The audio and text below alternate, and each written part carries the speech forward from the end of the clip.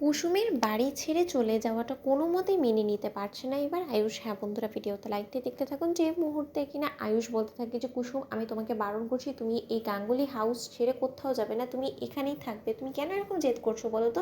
তুমি যদি এখান থেকে কুসুম চলে যাও তাহলে কিন্তু আমি এটাই ধরে নেবো যে আমাকে নিয়ে হয়তো বা তোমার মনে কোনো রকম কোনো দুর্বলতা আছে, এবং যেই কিনা তুমি শুনেছো যে আমার বিয়ে ঠিক হয়ে গিয়েছে সেটাতেই তুমি ক্ষিপ্ত হয়ে রাগে কবে ফুঁসে উঠে তুমি এক পর্যায়ে আমার উপর প্রতিশোধ নেওয়ার জন্য তুমি বাড়ি ছেড়ে চলে যাচ্ছ। আর যদি তুমি সত্যকার অর্থেই আমাকে ভালোবেসে না থাকো তাহলে তুমি এখানে থেকে আমাকে সেটা প্রমাণ দেবে, এবং তোমার চোখের সামনে আমার বিয়ে হবে এবং আমার বিয়ের প্রত্যেকটা ফাংশনে আমি তোমাকে অ্যাটেন্ড করতে দেখতে চাই। কুসুম ঠিক সেই মুহূর্তে কুসুম যখন বলতে থাকে যে ছোটো সাহেব, সেটা তো হয় না, আর আমি আপনাকে ভালোবাসবো, আমার সেই যোগ্যতাটুকুকে আগতেও আছে, আপনি একবার ভেবে দেখুন তো, আপনারা মালিক পক্ষ এবং আমি একটা সাধারণ ড্রাইভারের মেয়ে, একটা কাজের মেয়ের পরিচয় সেই বাড়িতে থাকি, এবং আমার থাকা না থাকা তো একই সমান, তাহলে আপনি আমার ও বাড়িতে থাকা নিয়ে এতটা কেন ভাবছেন? আমি তো সেটাই বুঝতে পারছি না। ঠিক সেই মুহূর্তে কুসুম যখন কিনা অভিমান করে এক পর্যায়ে মালদার বাস স্ট্যান্ডে গিয়ে দাঁড়িয়ে থাকে, ঠিক সেই মুহূর্তে কুসুমকে আটকানোর জন্য আয়ুষ বলতে থাকে যে না না না, আমাকে কুসুমকে আটকাতে হবে, কারণ কুসুমকে এই মুহূর্তে এখান থেকে আমার থেকে দূরে চলে যাওয়াটা আমি কোনো মতে অ্যাফোর্ড করতে পারবো না। কেন জানি না আমার মন বলছে যে আমি যে দুটো চোখকে খুঁজে বেড়াচ্ছি সেই দুটো চোখ এবং কুসুমের চোখ অবিকল মিলে যায়, এবং সেটা যদি সত্য হয়ে থাকে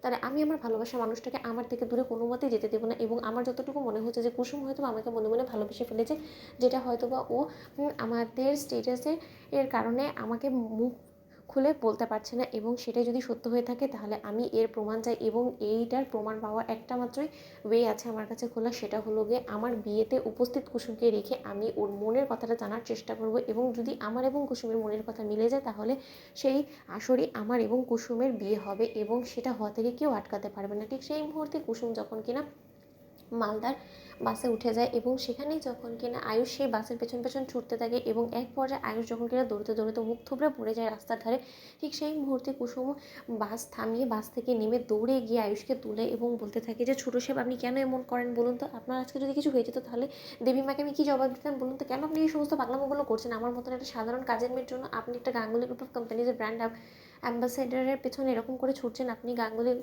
গ্রুপ অফ কোম্পানিজের মালিক হয়ে সেটাকে আদৌ শোভা তাই বলুন তো? এবার যদি প্রেস মিডিয়া থেকে শুরু করে সমস্ত লোকেরা আপনাকে নিয়ে খবরটা রটিয়ে দেয় তাহলে কী হবে?